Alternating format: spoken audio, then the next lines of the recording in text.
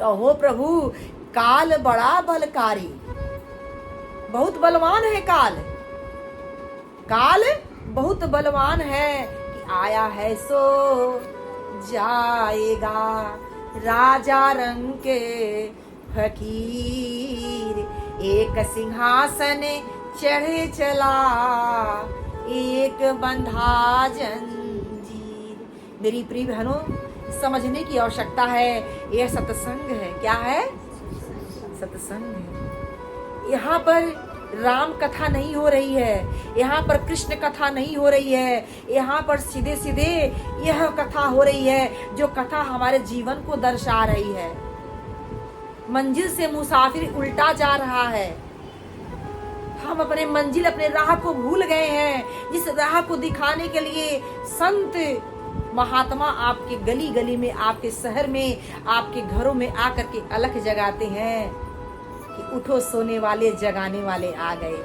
सतगुरु ने जगाया, अभी पीर सो गया, जाग परदेसिया सवेरा हो गया।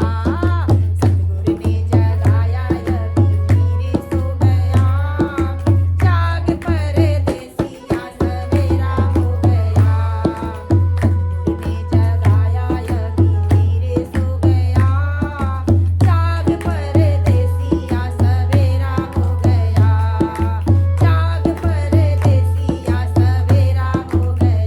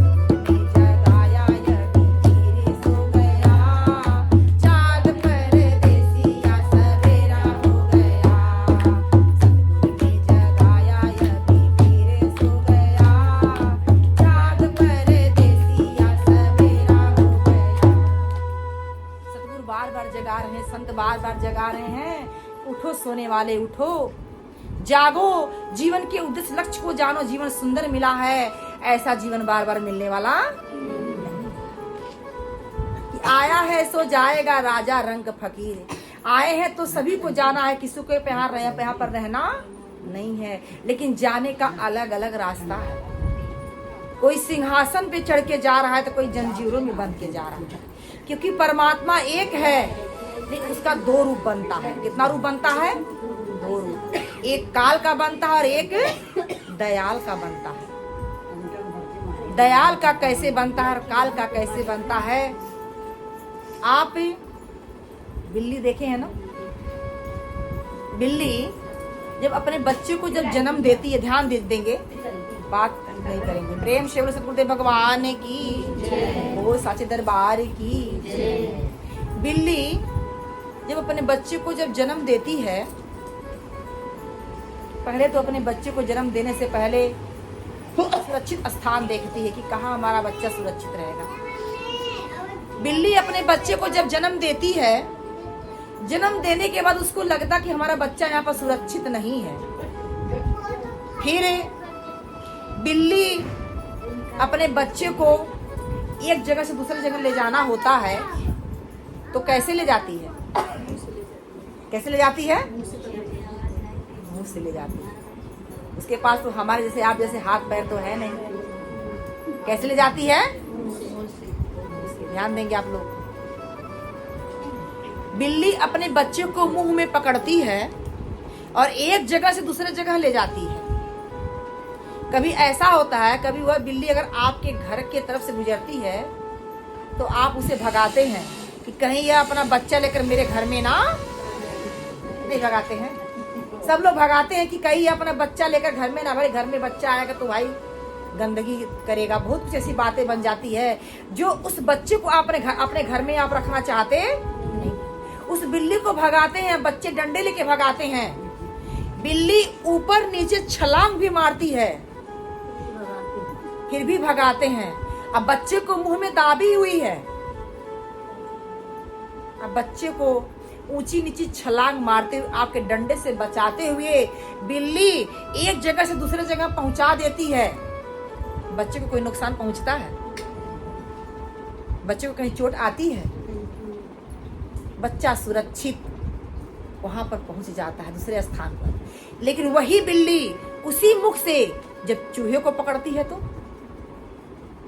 चूहे को जब पकड़ती है तो चूहे का जीवन लीला कैसे समाप्त करती है, ये आप तो भली भांति जानते हैं। उसे कैसे बेरहमी से काट काट करके और मार मार करके उसको क्या करती है? खा जाती है।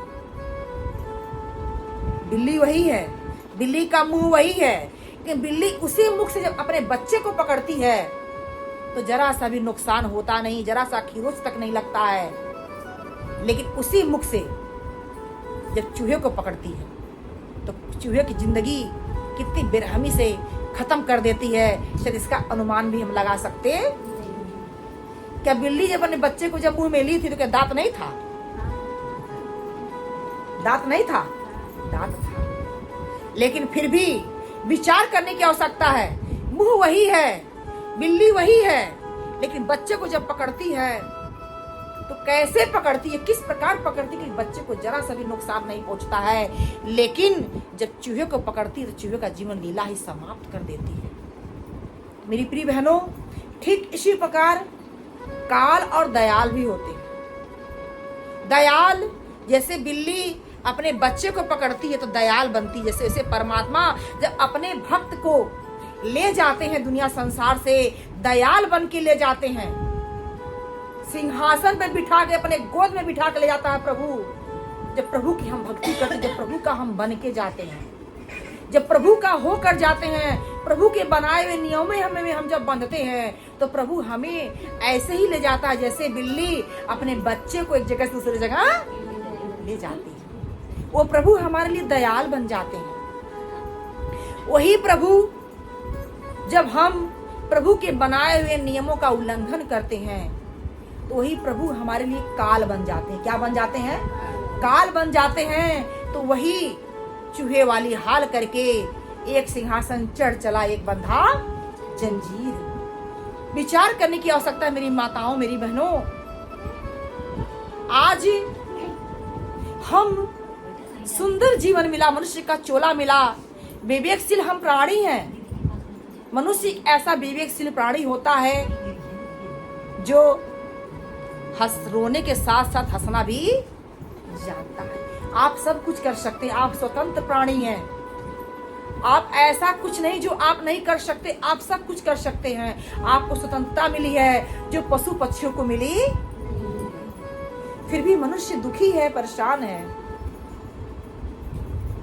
कोई तन दुखी, कोई मन दुखी, कोई धन बिन रहत उदास, एक एक दुख सबके पास, लेकिन सुखिया है तो संत का दास। किसी के पास तन है तो धन से दुखी है, उसके पास धन नहीं है।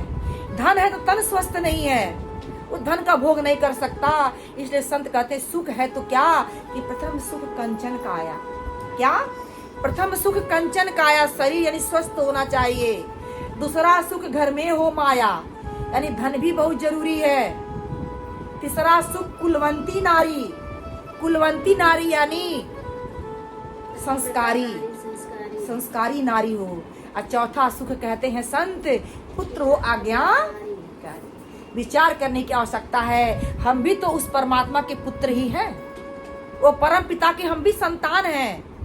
लेकिन आज उस परम पिता की हम आरती तो खूब उतारते हैं, नहीं उतारते हैं, लेकिन उनकी बात को मानने को तैयार नहीं। भगवान राम कहते हैं कि सोई सेवक प्रीतम मम सोई, मम अनुशासन मान ही जोई। भगवान राम अयोध्या वासियों को समझाते हैं, वही मेरा सेवक है, वही मेरा प्रीतम जो मेरी बात को मानता है। भगवान कह रहे हैं जो मेरी बात को मानता। जैसे आपके पास 2 पुत्र हैं, ध्यान देंगे आप लोग, आपके पास 2 बच्चे हैं। आप चिलचिलाती धूप से बाहर से आए हैं, आप सोफे पे बैठ गए, बहुत जोरों की प्यास लगी है। दोनों बच्चे आपके खेल रहे हैं, उसमें से एक बच्चे से आप कहते कि बेटा बहुत जोरों की प्यास लगी है, 1 गिलास पानी पिला दो। वो बच्चा गया तो आपकी बात तो सुना गया अंदर, लेकिन आया नहीं। आप प्यास से तड़प रहे हैं। फिर दूसरे बच्चे से कहते कि बेटा भैया को कहे थे पानी पिलाने के लिए, भैया पानी नहीं पिलाया, बेटा तुम ही पानी पिला दो। दूसरा बेटा गया और आपको पानी ला करके पिला दिया। जैसे पानी तुरंत पी लिए, तुरंत जो पहले बेटे से कहते पानी पिलाने के लिए, वो बेटा आकर के आपकी आरती उतार रहा है। क्या कर रहा है? अब आप विचार करिए, आप बतलाइए, पानी पिलाने वाला बच्चा अच्छा लगेगा कि आरती उतारने वाला? क्यों भाई?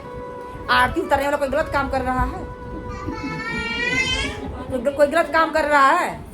कोई गलत काम नहीं किया उसने, वो आपको सम्मान दे रहा है, आपको आपकी आरती उतार, आपकी पूजा कर रहा है। लेकिन वो आरती उतारने वाला बच्चा आपको अच्छा, क्योंकि उसने आपकी बात को माना।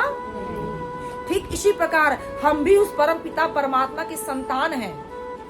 हाँ, हम आज उनकी पूजा तो करते हैं, उनकी आरती तो उतारते हैं, लेकिन उनकी बात को मानने को तैयार नहीं है। भगवान भोलेनाथ माँ पार्वती के साथ बैठे हुए थे।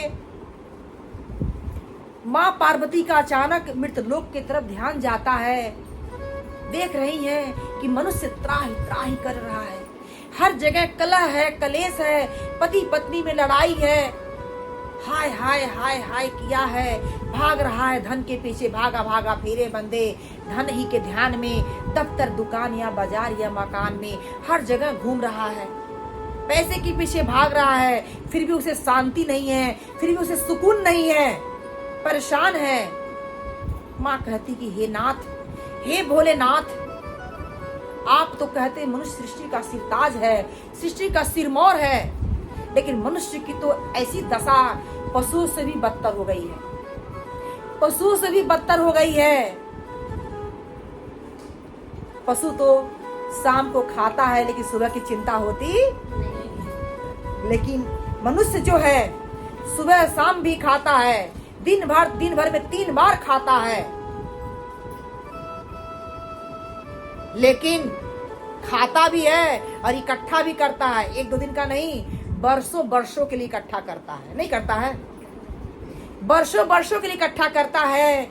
फिर भी देखा जाए मनुष्य को शांति, मनुष्य सुखी नहीं। कारण क्या है प्रभु? ये कौन पूछ रहा है? माँ पार्वती किससे पूछ रही हैं? भगवान भोलेनाथ से। भगवान भोलेनाथ कहते हैं, हे उमा, मनुष्य भाग्यशाली होते हुए अभागा क्यों है? कि सुनहु उमा ते लोग अभागे, हरि तज होए विषय अनुरागे। हे उमा, हे पार्वती, मनुष्य भाग्यशाली होते हुए अभागा इसलिए है कि दुनिया संसार में गया प्रभु परमात्मा से प्रेम करने के लिए, परमात्मा की भक्ति करने के लिए गया, लेकिन उस प्रभु को छोड़ करके उसने विषयों से प्रेम कर लिया। किससे प्रेम कर लिया? विषयों से प्रेम कर लिया। यही कारण है मनुष्य भाग्यशाली होते हुए अभागा है और हर समय हर वक्त वो दुखी परेशान रहता है। उसके पास सब कुछ है फिर भी वह सुखी नहीं है, अशांत है। यही कारण है, भगवान भोलेनाथ कह रहे हैं। तो विचार करने की आवश्यकता है।